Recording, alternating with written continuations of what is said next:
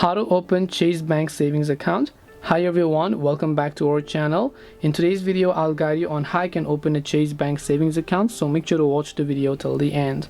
In order to open Chase Bank savings account, it's actually very simple to do so. All you have to do is, first of all, make sure to go ahead and launch the Chase application here.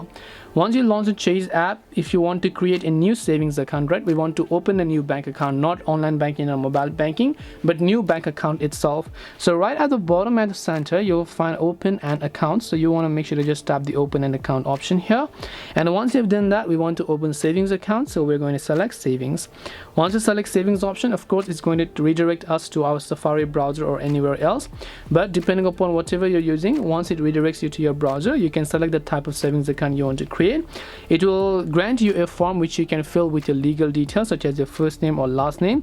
So I'll just select Chase savings by tapping the open now option. Once you've done that, your savings account will get successfully created after you fill in all your legal details over here. And after you've done this, only you'll be able to successfully go ahead and then finish setting up your Chase Bank savings account. This way you'll be able to create a Chase Bank savings account. Hope this video was very helpful. If you have got any questions, feel free to leave them down. Thank you for watching and see you in the next video.